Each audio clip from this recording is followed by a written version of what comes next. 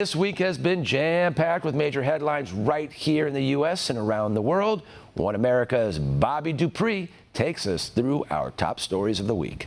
Kicking off the week, President Trump shows his disappointment in American company Harley-Davidson after it announced it was moving some operations overseas. He claimed he was surprised the company would be the first to, quote, wave the white flag. Plus, a 77-year-old man sets off an explosion in hopes of killing his neighbor in a Southern California retirement home. He then opened fire on first responders, injuring 2 firefighters and killing veteran fire captain Dave Rosa. You go to these scenes and you never know what's on the other side of those doors. And these brave firefighters went through those doors, and unfortunately they were met with gunfire. And President Trump travels to South Carolina, urging residents to vote and support the state's GOP governor, Henry McMaster, in his bid for a first full term as governor. If a horrible thing happened and we weren't lucky enough to have Henry win, you know they won't talk about that. They will say Donald Trump suffered a major defeat in the great state of South Carolina. It was a humiliating defeat for Donald Trump. So please get your asses out tomorrow and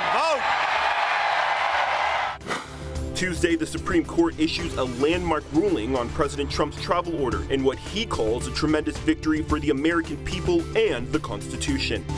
Plus, a number of key primary races take place in the U.S., with Trump-backed candidates winning across the nation and a shocking upset in New York. I can't let you go! As a Democratic Socialist claims victory over a top Democrat incumbent in the 14th District.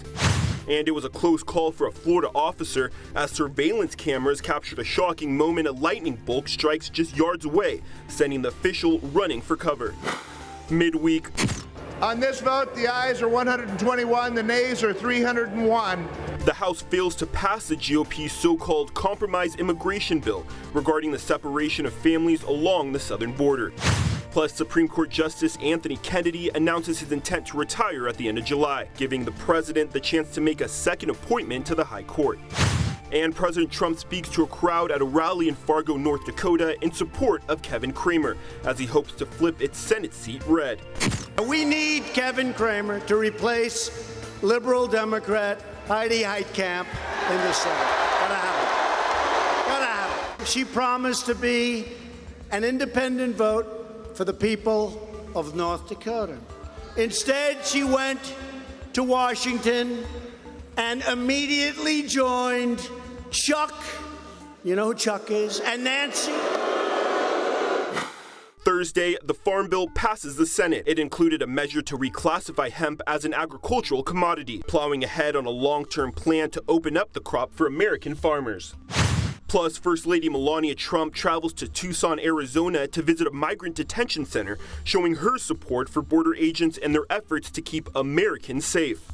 And tragedy strikes inside a Maryland newsroom as a gunman opens fire at the Capitol Gazette, taking the lives of 4 journalists and a sales assistant and sending shockwaves through the journalism industry. It's heart-wrenching. You see these things happen and you know that they happen, but until it happens and it hits close to home, you don't feel the devastation. I mean, you're sorry and you grieve, but when you lose people that you've seen over the years and that you know and that you've communicated with, it's almost unbearable. Finally, on Friday, President Trump touts what he calls the most significant tax cuts and reforms in American history, marking 6 months since the modifications were passed. Plus, officials announced more than 700 displaced households, victims of Hurricane Harvey, are set to move out of federally funded hotel rooms more than 10 months after the storm hit. And many Americans visit their local Toys R Us for the last time, as stores close for good across the country. It's something that I grew up with, and to see it now empty, it's just sad and heartbreaking. Meanwhile, an anonymous person purchases nearly $1 million worth of remaining toys at stores across Raleigh, North Carolina. According to reports, the unknown patron will now donate those toys to children in the area. Bobby Dupree, One America News. Want to see more videos like this? Click on the link below and subscribe to One America News on YouTube, and call your cable provider and kindly demand that One America News is added to your lineup. Call and subscribe today.